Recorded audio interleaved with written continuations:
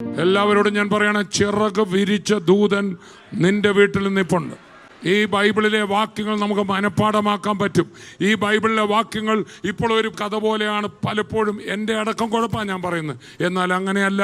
ഇതിനകത്ത് ഒരു കഥയും എഴുതി വച്ചിട്ടില്ല. യേശു തൻ്റെ സ്വന്തം രക്തത്താൽ സമ്പാദിച്ച സമ്പാദ്യമെന്നാണ് നിങ്ങളെ വിളിച്ചിരിക്കുന്നത്.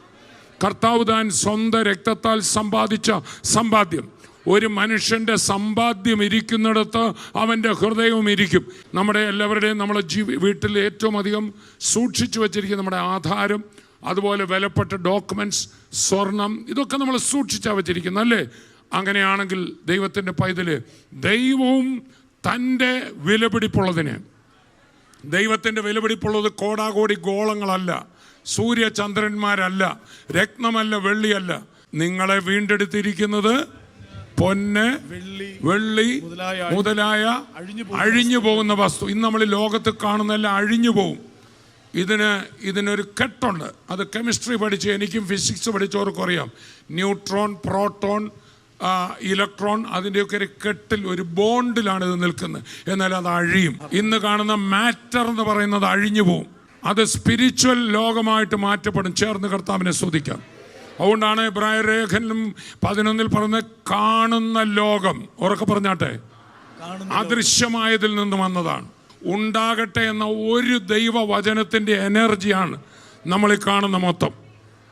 ഉണ്ടാകട്ടെ എന്ന ഒരു വാക്കിൻ്റെ എനർജി. അങ്ങനെയാണ് ഇന്ന് നിങ്ങൾക്ക് ഒരു വചനം കിട്ടിയാൽ എന്ത് അത്ഭുതമായിരിക്കും. ഒരു രാത്രി മുഴുവൻ അധ്വാനിച്ചിട്ട് ഒന്നും കിട്ടാഞ്ഞ പത്രോസിന് യേശു മീൻ കൊടുത്തില്ല, ഒരു വാക്ക് കൊടുത്തു. കരമടിച്ച് കർത്താവിനെ സ്തുതിക്കാം. എന്നിട്ട് പറഞ്ഞു, നിന്റെ വാക്കിന് ഞാൻ വലയിറക്കാം. ഒരു ഹല്ലേലൂയ പറഞ്ഞോട്ടെ. യേശു തൻ്റെ ശിഷ്യന്മാരോട് പറഞ്ഞു, നിങ്ങൾ ഏത് വീട്ടിലെങ്കിലും ചെന്നാൽ ഈ വീടിന് സമാധാനമെന്ന ഒരു വാക്ക് മതി. മുഖത്ത് നോക്കി പറ, ഒരു വാക്ക് മതി. നമുക്ക് വചനങ്ങളിൽ പലപ്പോഴും വിശ്വാസമില്ല. ആ ശതാധിപന് പിടികിട്ടി, എൻ്റെ ഒരു വാക്ക് മതി പട്ടാളക്കാരൻ അനുസരിക്കാൻ. പോക എന്ന് ഒരു വാക്ക് പറഞ്ഞാൽ അവൻ പോകും. വരിക എന്നൊരു വാക്ക് ഞാൻ പറഞ്ഞാൽ എൻ്റെ 100 പടയാളികളും ഇവിടെ വരും. ഇത് ചെയ്യുക, പറഞ്ഞതായിരിക്കണം. അതാണ് കർത്താവ് പറഞ്ഞ, ഒരു മനുഷ്യൻ തൻ്റെ ഹൃദയത്തിൽ സംശയിക്കാതെ താൻ പറയുന്നത് നടക്കുമെന്ന് വിശ്വസിക്കണം. യേശു പറഞ്ഞ, ഞാൻ പറയുന്നത് നടക്കുമെന്ന് വിശ്വസിക്കണമെന്നല്ല, പിന്നെ അവരവരുടെ വാക്ക് വിശ്വസിച്ച് ഈ മലയോട് കൂടുതലും നമ്മൾ പോക എന്ന് പറഞ്ഞാൽ മല പോകും. മുഖത്ത് നോക്കി പറ, പവർ ഉണ്ടെങ്കിൽ ഒരു വാക്ക് മതി എന്ന് പറ. പവർ തിരിച്ചറിയണം. ആത്മാവ് ആ വാക്ക് ഉച്ചരിക്കാൻ തരും. നമ്മളുടെ ഉച്ചാരണങ്ങൾ തീർന്നിട്ട് ആത്മാവ് നമ്മുടെ നാവിനെ കയ്യിലെടുക്കും. അതോടുകൂടെ സംഭവം മാറുകയാണ്. ആത്മ നിറവിലും ആത്മ നടത്തിപ്പിലും ജീവിക്കുക. അടുത്തിരിക്കുന്ന ആൾ പറഞ്ഞ ആത്മനിറവ്. അപ്പോൾ ഞാൻ പറഞ്ഞു വന്ന, ദൈവത്തിൻ്റെ ഏറ്റവും വലിയ സമ്പത്താണ് ഇവിടെ ഇരിക്കുന്ന ഓരോരുത്തരും. അതുകൊണ്ടാണ് നിങ്ങളെ ആരെങ്കിലും തോണ്ടിയാൽ അവനെ വിളിച്ചിട്ട് കർത്താവ് ചോദിക്കും, നീ എന്നെ തൊട്ട് കളിക്കുന്ന എന്നാന്നേ ചോദിക്കും. കരങ്ങൾ തട്ടി വായി തുറന്ന് കർത്താവിനെ സ്തുതിക്കും. ഇവിടെ ഇരിക്കുന്ന ആരാന്നറിയോ? യേശുവിൻ്റെ കണ്ണിലെ കൺമണികൾ. ഇവിടെ ഇരിക്കുന്ന ആരാന്നറിയാമോ? അവൻ്റെ കയ്യിൽ വരച്ച വരകൾ. ഇവിടെ ഇരിക്കുന്ന ആരാന്നറിയാമോ? അവൻ്റെ രക്തം കൊടുത്ത് മേടിച്ച മക്കൾ. നിങ്ങളെ വീണ്ടെടുത്തിരിക്കുന്നത് പൊന്ന്, വെള്ളി മുതലായ അഴിഞ്ഞു പോകുന്നു. അപ്പൊ വാക്കുകൊണ്ടായ ഈ കാണുന്നതല്ല എന്ത് പോകുന്ന അഴിഞ്ഞു പോവും. ആകാശം ചുട്ടഴിവാനും ഭൂമിയും അതിൻ്റെ പണികളും വെന്തഴിവാനുമുള്ളതാണ്. ഇലക്ട്രോൺ, ന്യൂട്രോൺ, ബോണ്ടുകളെല്ലാം കർത്താവ് എന്ത് ചെയ്യും? ആ ബലമെല്ലാം അഴിച്ചിട്ട് നടുക്കൊറ്റ ബലത്തിൻ്റെ ചുറ്റും എല്ലാവരുമാവും. അതാണ് ദൈവം തമ്പുരാൻ യേശുവിലേക്കെല്ലാം ബോണ്ടഡാകാൻ പോകുന്ന ദിവസത്തിനായി കരമടിച്ച് സകലത്തെയും തന്നിൽ ഒന്നായി ചേർക്കാൻ പോകുന്ന കാര്യങ്ങൾ തിരിച്ചറിയുന്ന മക്കൾ കരങ്ങൾ തട്ടി വായി തുറന്ന് കർത്താവിനെ സ്തുതിക്കാം. ചേർന്നൊരു ഹല്ലേലൂയ പറഞ്ഞോട്ടെ. എല്ലാ കുടുംബവും ഒരു കുടുംബമായി മാറും. ഇവിടെ ഇരിക്കുന്ന അപ്പന്മാരായ ഞങ്ങൾ പലരും അപ്പൻ എന്നുള്ള പേര് മാറിയിട്ട് നമ്മൾ ഒരപ്പനായി മാറും. ഇവിടുത്തെ പല സഭകൾക്ക് പല പാസ്റ്റർമാര്, പല ഇടയന്മാരുണ്ട്. എന്നാൽ ഒരു ഇടയനായി മാറും. കരമടിച്ച് വായി തുറന്ന് കർത്താവിനെ സ്തുതിക്കാം. നമുക്കൊരു സഭയോടും പിണക്കമില്ല.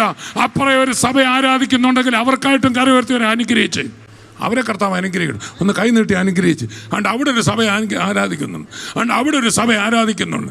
ഒരിടയനും ഒരാടുമേ ഉള്ളൂ. ചേർന്ന് കർത്താവിനെ സ്തുതിക്കാം. ആ കുഞ്ഞാടിനെ ഒന്ന് മഹത്വപ്പെടുത്തിക്കേ. കുഞ്ഞാടാ യേശുവിനെ ഒന്ന് മഹത്വപ്പെടുത്തിക്കേ. ഇനി അധികം താമസിക്കാതെ നമ്മളെല്ലാവരും അവിടെ ആരാധിക്കും. ആമേൻ. വിശ്വാസമുണ്ടോ? എത്ര പേർക്ക് വിശ്വാസമുണ്ട്? അങ്ങേയറ്റം മിസൈല്, അങ്ങേയറ്റം ബോംബ്, അങ്ങേയറ്റം കോവിഡ്, അതിനപ്പുറത്തൊന്നും ചെയ്യാനില്ലല്ലോ. പക്ഷെ അതിൻ്റെ അപ്പുറത്തും നമുക്ക് വേണ്ടി ഒരു നഗരം ഒരുക്കുക. കർത്താവിനെ ആർപ്പോടെ എല്ലാവരും സ്തുതിച്ച് യേശുവേ എന്നൊന്ന് വിളിച്ച്. ഇതൊരു പ്രത്യേക ജനമാ. നമ്മളീ പറയുന്ന കാര്യം യാണ്ടാ വഴിയെ പോകുന്നവർ വിശ്വസിക്കുന്നേയില്ല. നമ്മളീ പറയുന്ന കാര്യം അവരോട് പറഞ്ഞാൽ നിനക്കൊക്കെ പൊട്ടത്തരം പറയാതെ, അങ്ങനല്ലേ പറയുള്ളൂ.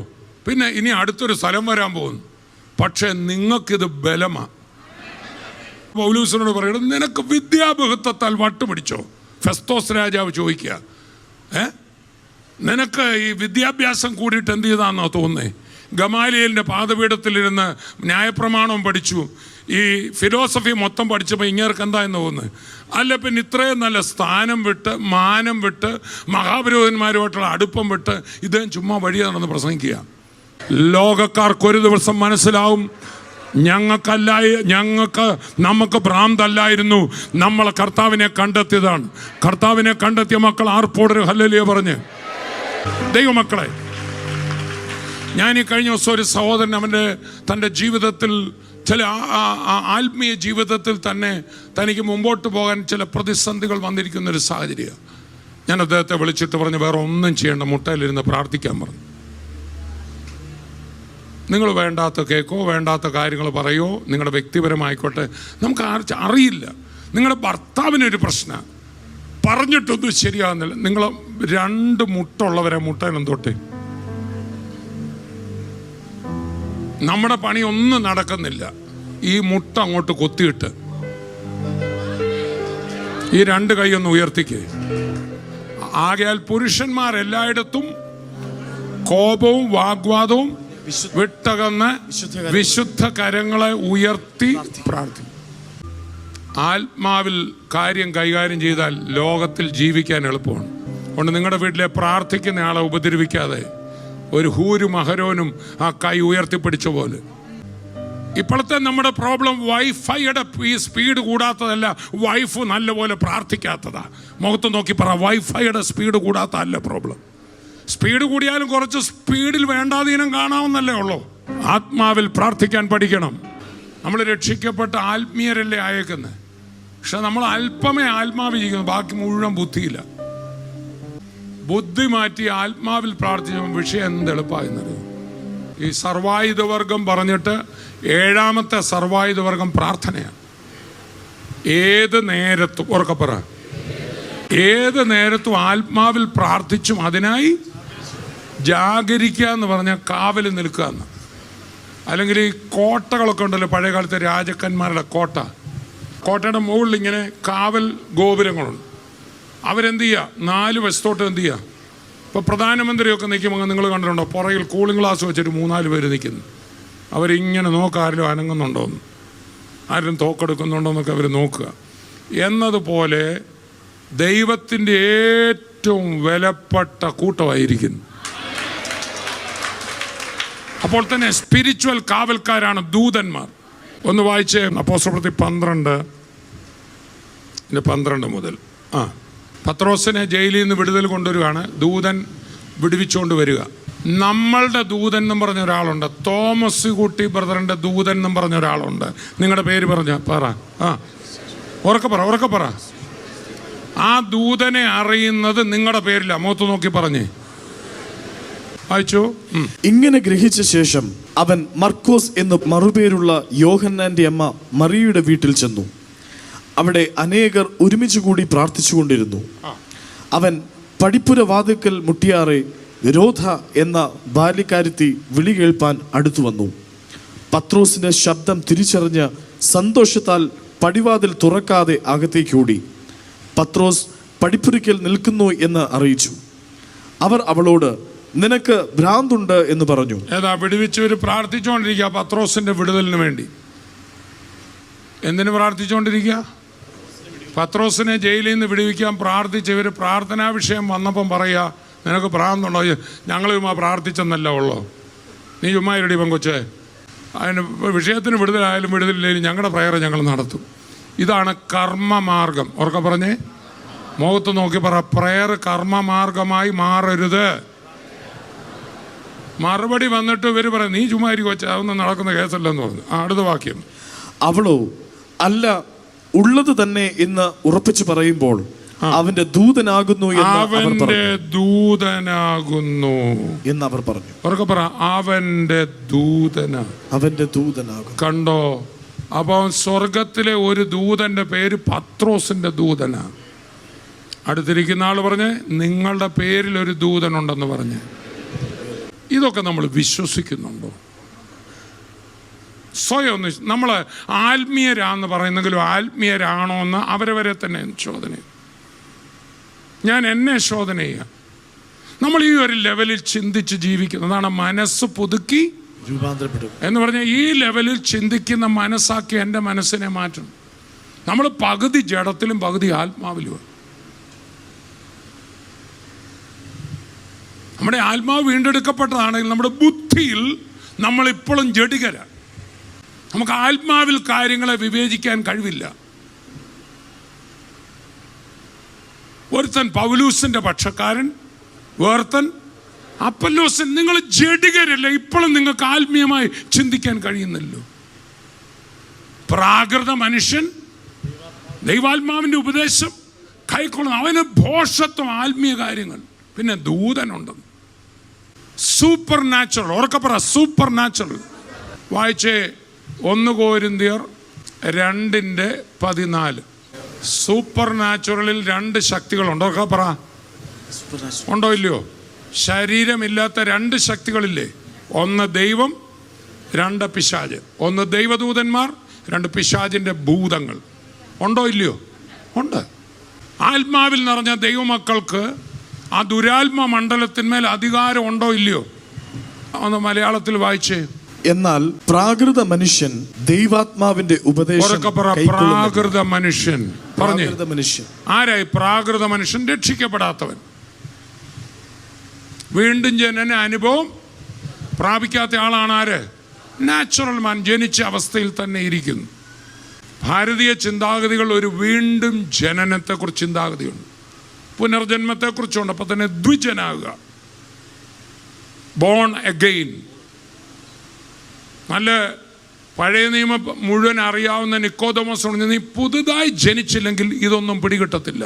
മുഖത്ത് നോക്കി പറ, പുതുതായി ജനിച്ചില്ലെങ്കിൽ സ്വർഗത്തിലെ കാര്യമൊന്നും നിനക്ക് പിടികിട്ടത്തില്ല.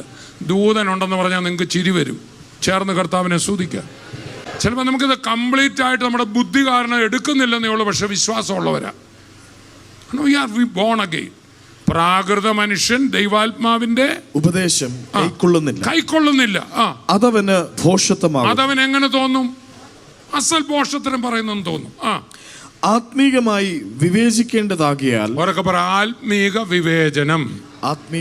അക്കൂനായിരുന്ന സ്ത്രീയെ യേശു എങ്ങനെ വിവേചിച്ചു? പറഞ്ഞേ, ആത്മീകമായി വിവേചിച്ചു. എന്ത് ചെയ്തു? എന്നിട്ട് എന്ത് പറഞ്ഞു? ഇതൊരു രോഗാത്മാവ്, അതോ ഓർത്തോപീഡിക് പ്രോബ്ലമാണെന്ന് പറഞ്ഞോ? L4 L5 വളവാന്ന് പറഞ്ഞോ? അല്ല, ഭൗതികമായി നോക്കിയാൽ L4 വളവായിരിക്കും, പക്ഷെ അതിൻ്റെ പുറകിലത്തെ സ്പിരിച്വൽ റീസൺ. നിങ്ങളുടെ ഭർത്താവ് വലിയ പ്രശ്നം ഉണ്ടാക്കുന്നു, നിങ്ങളും തിരിച്ചു വഴക്കുണ്ടാക്കുന്നെങ്കിൽ നിങ്ങൾ ആത്മീയരല്ല, ജഡികര. അതാണ് അടുത്ത കൂട്ടം, മൂന്നാമത്തെ. രക്ഷിക്കപ്പെട്ടെങ്കിലും ആത്മീയമായി വിവേചിക്കാത്തവർ ജഡികർ. ഉറക്കെ പറഞ്ഞേ, ഉറക്കെ പറ. രക്ഷിക്കപ്പെട്ടെങ്കിലും കാര്യങ്ങളെ ആത്മീയമായി കാണാൻ കഴിയാത്തവരാരാ? ജഡികര. അപ്പൊ പ്രാകൃതൻ, ആത്മീകൻ, ജഡികൻ. ഉറക്കെ പറഞ്ഞേ, പ്രാകൃതൻ, ആത്മീകൻ, ജഡികൻ. നമ്മൾ പലപ്പോഴും ജഡികന്മാരായി മാറുക. വല്ലവരും പറയുന്നത് കേൾക്കുക, പിന്നെ അതിൻ്റെ പുറകെ പോവുക. വെളിപ്പാടിൽ ജീവിക്കാൻ പഠിക്കണം. മുഖത്ത് നോക്കി പറ. വല്ലപ്പോഴും ഒരു സ്വപ്നം കാണുന്ന കാര്യമോ പ്രവചിക്കുന്ന കാര്യമല്ല. കൊരിന്ത് സഭക്കാർ പ്രവചനത്തിൻ്റെ അങ്ങേയറ്റമാണ്, ഇരുന്ന സ്വപ്നമാണ്, പക്ഷെ കാര്യങ്ങളെ വിവേചിക്കാനുള്ള കഴിവില്ല. ഒരു ഹല്ലേലൂയ പറഞ്ഞ്. അത് കൃപാവരമാ കുഞ്ഞെ. മുഖത്ത് നോക്കി പറ, കൃപാവരത്താൽ മുഖത്ത് നോക്കി പറ. രോഗി സൗഖ്യമാവും, ദർശനം കിട്ടും, പ്രവചനം കിട്ടും. അത് നിന്റെ ആത്മീയ നിലവാരത്തെ വെളിപ്പെടുത്തുന്നില്ല. ചേർന്ന് കർത്താവിനെ സ്തുതിക്കാം. ഒരാളുടെ കയ്യാൽ എത്ര രോഗി സൗഖ്യമായി എന്നത് അയാളുടെ ആത്മനിലവാരത്തെ വെളിപ്പെടുത്തുന്നില്ല. ചേർന്ന് കർത്താവിനെ സ്തുതിക്കാം. നിങ്ങൾ നോക്കിയ ഈ കൊരിന്ത് സഭ 1 കൊരിന്ത്യർ 1:6 വായിച്ച്, 1 കൊരിന്ത്യർ 1:6 വായിച്ച്. അവനിൽ നിങ്ങൾ സകലത്തിലും, വിശേഷാൽ സകല വചനത്തിലും സകല പരിജ്ഞാനത്തിലും സമ്പന്നരായി തീർന്നു. ഇങ്ങനെ നിങ്ങൾ ഒരു കൃപാവരത്തിലും. കൃപാവരമാ, വളർച്ചയല്ല. പരിശുദ്ധാത്മാവിന്റെ കൃപാവരവും വളർച്ചയും രണ്ടും രണ്ടാണ്. നമ്മളിൽ ആര് പോയി കൈവച്ചാൽ ഒരു രോഗി സൗഖ്യമാവും. അന്യഭാഷ വരും. നമ്മൾ പാപം ചെയ്തിട്ട് ഇപ്പോഴും അന്യഭാഷ വരുന്നുണ്ടോ നോക്കരുത്. അന്യഭാഷ വരും. മുഖത്ത് നോക്കി പറ. പാപം ചെയ്താലും നീ പോയി കൈവച്ചാൽ രോഗി സൗഖ്യമാവും. യേശുവിന്റെ നാമത്തിന്റെ ശക്തിയാ. നാഥ, ഒരുത്തൻ നിന്റെ നാമത്തിൽ ഭൂതങ്ങളെ, ആ നാമത്തിന്റെ ശക്തിയാ. ചേർന്ന് കർത്താവിനെ. ആ നാളിൽ പലരും വന്ന് നിന്റെ നാമത്തിൽ ഞങ്ങൾ ഭൂതങ്ങളെ പുറത്താക്കിയെന്ന് പറയും.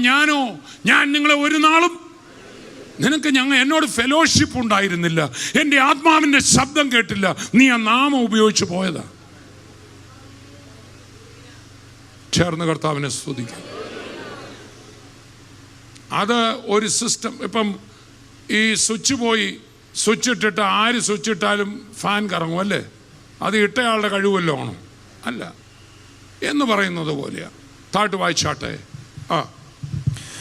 ഇങ്ങനെ നിങ്ങൾ ഒരു കൃപാവരത്തിലും കുറവില്ലാത്തവരായി നമ്മുടെ കർത്താവായ യേശുക്രിസ്തുവിന്റെ പ്രത്യക്ഷത കാത്തിരിക്കുന്നു.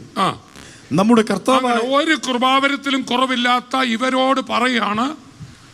ഇനി 2:14 പ്രാകൃത മനുഷ്യൻ, എന്നാൽ പ്രാകൃത മനുഷ്യൻ ആരെ രക്ഷിക്കപ്പെടാത്തവര് ദൈവാത്മാവിന്റെ ഉപദേശം കൈക്കൊള്ളുന്നില്ല. അടുത്ത വാക്യം. അത് അവന് ഭോഷത്വമാകുന്നു. ആത്മീകമായി വിവേചിക്കേണ്ടതാകിയാൽ അത് അവന് ഗ്രഹിപ്പാൻ കഴിയുന്നതുമല്ല. സ്പിരിച്വലി ഡിസേൺ ചെയ്യണം, ബുദ്ധിയിലല്ല ഡിസേൺ ചെയ്യേണ്ടത്. ബുദ്ധിയിൽ നമുക്ക് കുറെ എല്ലാം വിവേചിക്കാം, അനുഭവം കൊണ്ട് വിവേചിക്കാം. എന്നാൽ ഹോളി സ്പിരിറ്റിൽ വിവേചിക്കുന്നവരാണ് ഇവിടെ ഇരിക്കുന്ന മക്കൾ. കരമുയർത്തി ഒരു ഹല്ലേലൂയ പറഞ്ഞാട്ടെ. സഭയിലെ ഏറ്റവും വലിയ ഗിവറായിട്ട് ഒരാൾ വന്നു, അനന്യാസ് സഫീർ. അതുവരെ ആരും കൊടുത്തതിനേക്കായി കൂടുതൽ ഫണ്ടിൽ കൊടുത്ത ആരാ? അനന്യാസ് അച്ചായനും സഫീർ ആൻറ്റിയും സഭയിൽ ഇങ്ങനെ ഷൈൻ ചെയ്ത് നിൽക്കുക. പത്രോസ് നോക്കട്ടെ, ഇത്രയ്ക്കോ നിലം വിറ്റോ എന്ന് ചോദിച്ചു. അതെ, ഇത്രയ്ക്ക് തന്നെ എന്ന് പറഞ്ഞു. ഇത്രയും പറഞ്ഞാൽ മതിയായിരുന്നു. ഇത്രയ്ക്കല്ല, കുറച്ചങ്ങൾ മാറ്റി വെച്ചിട്ടുണ്ട്, ഒരു കുഴപ്പമില്ല, അത് നിങ്ങളുടെ കയ്യിലുള്ള. ഇത്രയ്ക്കുള്ളൂ, ഞങ്ങൾ ഫുൾ അങ്ങ് സഭയ്ക്ക് സംഭാവന ചെയ്യാന്ന് പറഞ്ഞു. ബാക്കിയൊക്കെ നിങ്ങൾ വായിച്ചാൽ മതി, എനിക്ക് പറയാൻ ഇഷ്ടമില്ല. മുഖത്ത് നോക്കി പറ, ആത്മാവിൽ ജീവിക്കണം പറഞ്ഞാട്ടെ. അതുകൊണ്ടാണ് യേശു കർത്താവ് താൻ ചെയ്തതെല്ലാം, ഇത് ഞാൻ ചെയ്യുന്നതല്ല, ആത്മാവ് എന്നിൽ വസിച്ച് ചെയ്യുക. അതുകൊണ്ടാണ് യേശു കർത്താവ് അഭിഷേകം പ്രാപിക്കുന്നവരെ ഒരത്ഭുതവും ചെയ്തില്ല. ആത്മാവിൽ നിറഞ്ഞാൽ ഏതൊരു മനുഷ്യനും എന്ത് ചെയ്യാമെന്ന് തെളിയിക്കാനാ യേശു അത്ഭുതങ്ങൾ ചെയ്ത്. ദൈവം തമ്പുരാൻ ഇവിടെ രോഗിയെ സൗഖ്യമാക്കി ഷെയിൻ ചെയ്യേണ്ട കാര്യമൊന്നുമില്ല. നിന്റെയും എൻ്റെയും കയ്യാൽ ഞാൻ ചെയ്യുന്ന പ്രവൃത്തി, ഉറക്കെ പറഞ്ഞേ, എന്നിൽ വിശ്വസിക്കുന്നവനും ചെയ്യും. ഞാൻ പിതാവിൻ്റെ അടുക്കൽ പോകുമ്പോൾ, അഥവാ എൻ്റെ മേൽ ആവസിച്ച പരിശുദ്ധാത്മാവ് ഞാൻ പോയി കഴിയുമ്പോൾ നിങ്ങളുടെ മേലും വരും. അപ്പോൾ ഞാൻ ചെയ്തതിലും അധികം നിങ്ങൾ ചെയ്യും. 1 കൊരിന്ത്യർ 2 തുറന്നു പറഞ്ഞത്, പ്രാകൃത മനുഷ്യൻ ദൈവാത്മാവിന്റെ ഉപദേശം കൈക്കൊള്ളുന്നു, അതവന് ഭോഷത്വം. ആത്മീയൻ സകലത്തെയും ആത്മീയമായി വിവേചിക്കും. ഉറക്കെ പറ. എന്നിട്ട് പറയാം, നാമോ ക്രിസ്തുവിൻ്റെ മനസ്സുള്ളവർ. ഉറക്കെ പറ. ക്രിസ്തുവിൻ്റെ മനസ്സ് ആത്മീയമായി വിവേചിക്കുന്ന മനസ്സ്. മുഖത്ത് നോക്കി പറ. ഏത് കാര്യത്തെ ആത്മാവിൽ കാണാൻ ആർക്ക് കഴിവുണ്ട്? പത്രോസ് വന്ന് കുറേ നേരം പൊക്കി പറഞ്ഞാലും പത്രോസ് പോ പിശാചെന്ന് പറയും. പ്രൈസലോ. എല്ലാം സ്പിരിച്വലാ. നമ്മുടെ ഒരു സഭയിലുള്ള ഒരു സഹോദരൻ, അദ്ദേഹം കുറേ രാത്രിയിൽ ഉറങ്ങിയില്ല. അദ്ദേഹം ചില തിരക്കുകളിലായിപ്പോയി. ഒടുവിൽ തന്നെ മൈൻഡ് ഔട്ടായിപ്പോയി. ഔട്ടായി പോയിട്ട് ചുമ്മാ പോയ വഴിക്ക് പട്ടണത്തിൽ കാറേ നിറങ്ങി ഓടുക പുള്ളി. സുബോധത്തോടിരുന്നയാൾ. വീട്ടുകാർ വിഷമിച്ചു, മെൻ്റൽ ഹോസ്പിറ്റലിൽ കൊണ്ടുപോയി ഗുളിക കൊടുത്തു. പക്ഷെ ഗുളിക താൻ കഴിച്ചില്ല. അതിനു മുമ്പ് തന്നെ അവിടുത്തെ ശുശ്രൂഷകൻ എന്നെ ഫോണിൽ വിളിച്ചു. ഞങ്ങൾ ഒന്നിച്ച് പ്രാർത്ഥിച്ച ആ ബ്രദറിനോട് പറഞ്ഞു, ബ്രദറെ, മെൻ്റലെന്നും പറഞ്ഞ രോഗമില്ല, ഇത് ഭൂതം വന്നു. ആത്മീകമായി വിവേചിക്കണം. ഉറക്കെ പറ. ഒറ്റ ശാസനം വെച്ചു കൊടുത്തു. ഇരുന്നിടത്തിരുന്നു. എഴുന്നേറ്റ് വന്നിട്ട് പറഞ്ഞു, എൻ്റെ മേത്തിൽ നിന്നാണ്ട് ഇറങ്ങിപ്പോയെന്ന്. അന്ന് മുതൽ ഇന്ന് വരെ ഉറങ്ങുന്നു, ഒരു കുഴപ്പമില്ല, സുഖമായിട്ട് ജീവിക്കുന്നു. കരമടിച്ച് വായി തുറന്ന് കർത്താവിനെ നിങ്ങളുടെ വീട്ടിൽ പിള്ളേർ കണ്ടമാനം വഴക്കുണ്ടാക്കും. നിങ്ങൾ വഴക്കുണ്ടാക്കിയാലൊന്നും തീരത്തില്ല, പ്രശ്നം വഷളാകത്തേ ഉള്ളൂ. മുറിക്കകത്തോട്ട് കയറി മുട്ടുമടക്കി കൈ ഉയർത്തിക്ക്, ബന്ധനം അഴിയും, അത്ഭുതങ്ങൾ നടക്കും.